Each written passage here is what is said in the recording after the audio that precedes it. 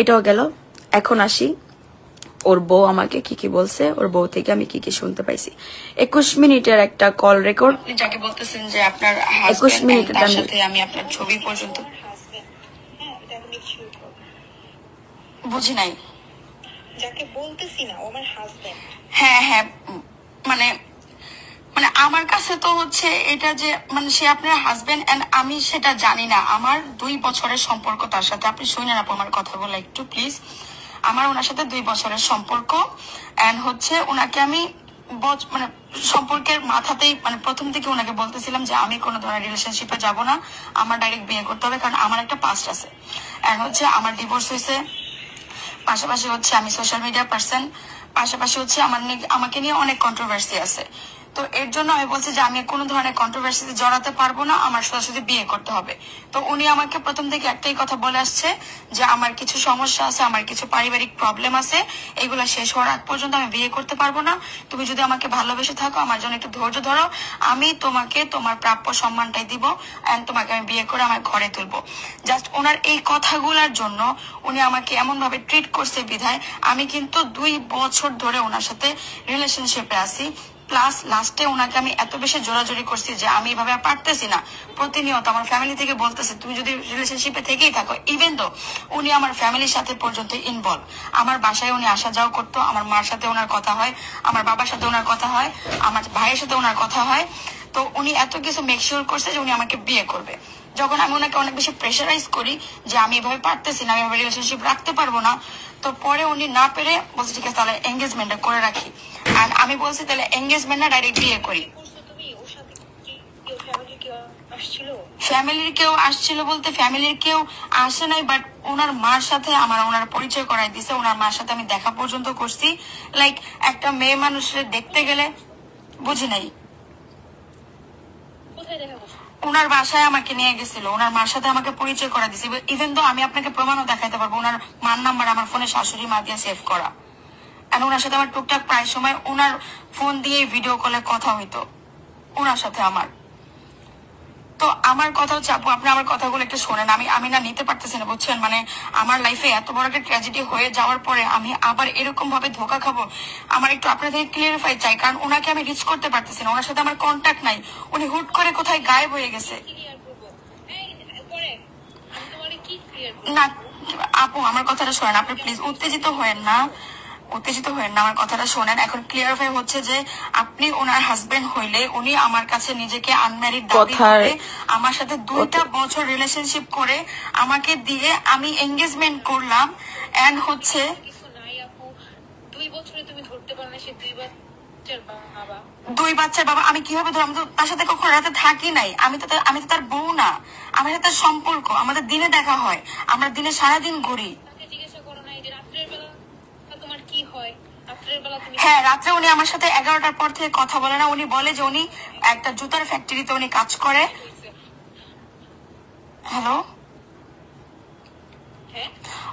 উনি আমাকে বলছে যে উনি জুতার ফ্যাক্টরিতে, ওনার জুতার ফ্যাক্টরি আছে, উনি সেখানে কাজ করে, সারা রাত ভরে ওনার ওখানে থাকা লাগে। কারণ সকালবেলা ঠিকই আবার ঘুম থেকে ওঠার পর থেকে আমাদের সারা দিন কন্টিনিউয়াসলি রাত্রে 11টা পর্যন্ত আমাদের কথা হয়, আমাদের দেখা হয়, আমাদের সপ্তাহে 3 থেকে 4 দিন দেখা হয়। আর এই এঙ্গেজমেন্টের পরে তো বিষয়টা আরো বেশি বেড়ে গেছে। প্রতিদিন আমি এই যে বের হই, আমি এই যে কাজে যাই, সোশ্যাল মিডিয়ার যে কাজগুলো থাকে, উনি আমাকে কখনো একা ছাড়ে নাই। আমার কাছে প্রত্যেকটা জিনিসের প্রমাণ আছে। উনি আমাকে নিজের গাড়ি দিয়ে উনি আমাকে নিয়ে যায় কাজে, আবার নিজের গাড়ি দিয়ে করে ফেরত নিয়ে আসে। মানে এতটা টেক কেয়ার করে রাখছে, এতভাবে প্যাম্পায়ার করে রাখছে, আমি কিভাবে বুঝবো যে সে ম্যারিড এবং তার 2টা বাচ্চা আছে?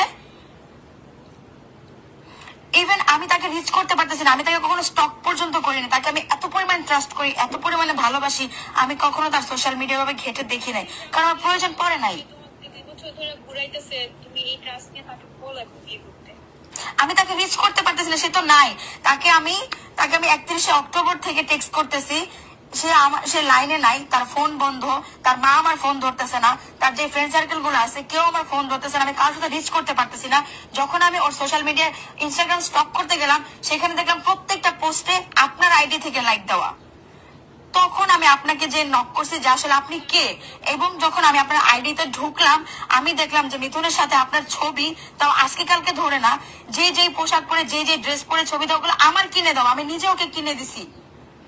ওগুলা পরে আপনার সাথে ছবি দাও, আপনি বলতেছেন আপনার সাথে তার 10 বছরের সম্পর্ক, আপনি তার বিয়ে করা বউ, আপনাকে পেলে লেলে বড় করছে।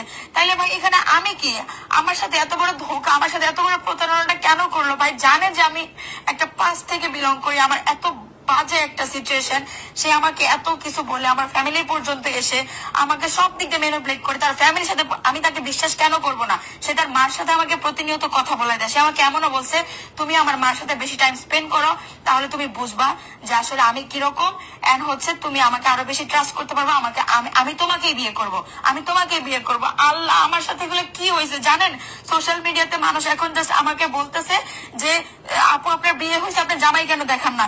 আমি ফেস পর্যন্ত রিভিল করি নাই যে আমার যেহেতু একটা পাস্টের প্রবলেম হয়েছে, আমি চাই না আমার এই লাভ লাইফটা মানুষ নজর লাগাই দেখ। ইভেন দো মিথুন আমাকে বলছে বিয়ের আগ পর্যন্ত, একবারে আমাকে প্রোগ্রাম করে ওর বাড়িতে নেওয়ার আগ পর্যন্ত আমি যেন কোনো প্রকার কোনো পোস্ট না দেই, আমি যেন তাকে ফেস রিভিল না করাই।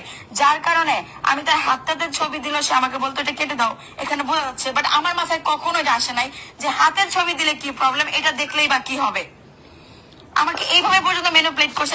তার ভালোবাসা আমি এতটা অন্ধ, আমার ফ্যামিলি ওর উপর এত বেশি ডিপেন্ডেন্ট হয়ে গেছে যে আমার মেয়েকে ভালো একটা লাইফ দিবে, আমার মেয়েকে বিয়ে করবে, আমার আর কি চাই? আপু এখন আমি এখন কেন বলতেছি, কারণ আমি ওকে রিচ করতে পারতেছি না। আমি কার থেকে খবর নিব? যার সাথে আমার এঙ্গেজমেন্ট হয়েছে, বলতে গেলে সে আমার হাজবেন্ড সমতুল্য, তাকে আমি রিচ করতে পারতেছি না।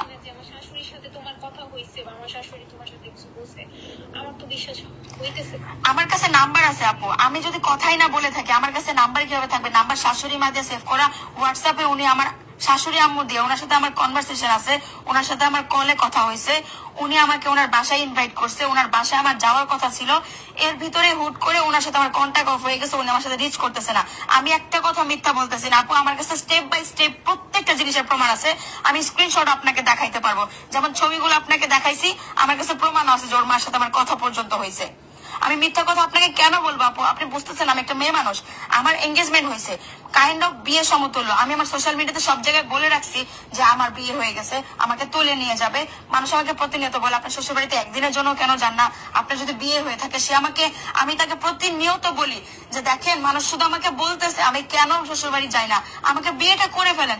যখনই বিয়ে নিয়ে কোনো কিছু প্রেশারাইজ করি, উনি জাস্ট একটাই কথা বলে আমার কিছু সময় লাগবে। আমি তোমাকে বলছি দেখো, তোমাকে বিশ্বাস করানোর জন্য এঙ্গেজমেন্ট করছি না। উনি আমাকে একটা কথা বলে চুপ করে রাখে। এখন আমি সোশ্যাল মিডিয়াতে আমি কি জবাব দিব ভাই? আমার তার মধ্যে এটা বড় কথা না, উনি আমার খরচ তো চালাই না। আমি সোশ্যাল মিডিয়া থেকে যা ইনকাম করছি, উনি আমার থেকে 1 লাখ 2 লাখ 50,000 40,000 এরকম করে 5 লাখ টাকা উনি নিয়ে রাখছে। আপনি বুঝতেছেন আমি কোন জায়গায় আছি? এখন আপনাদের তো আমি এতটুকু শোনালাম যে আমার সাথে আসলে হয়েছেটা কি। এখন টাকার বিষয় যেটা বলি, এটার প্রমাণও আছে। প্রমাণ ছাড়া একটা কথা বলবো না, প্রমাণ ছাড়া কথা বলার কোনো মানেই হয় না।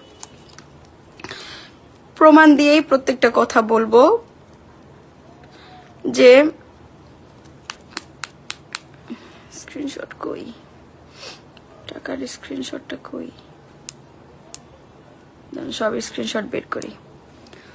ওনার এই প্রবলেম, ওই প্রবলেম, এইটা সেইটা, ওনার কাছে এখন আপাতত টাকা নাই, ওনাকে একটু হেল্প করলে ভালো হবে। তা আমি তো ভাই ভালোবাসি, এখন আমার ভালোবাসার মানুষটা যদি প্রবলেমে থাকে, ওইটা অবশ্যই আমার দেখার কথা, ওইটা অবশ্যই আমি দেখব যতটুকু আমার সাধ্যের ভিতরে আছে। উনি আমাকে 4 আনা দিয়েও হেল্প করে না, মাঝে মধ্যে বললাম না টুকটাক 1000 2000 1000 2000 এরকম। তো ওই জায়গায় ওনার কাজে প্রবলেম হইতেছে, ওনার কাছে এখন টাকা পয়সা নাই, ওনার টাকা দিলে হেল্প হইতো। প্রথমবার আমার থেকে নিল 50,000, এরপর আমার থেকে নিল 40,000, এরপরে নিল 60,000, এরকম করে করে ওনার কাছে আমার টোটাল 5 লাখ টাকা ওনার কাছে আমার এই টাকা এখন আছে।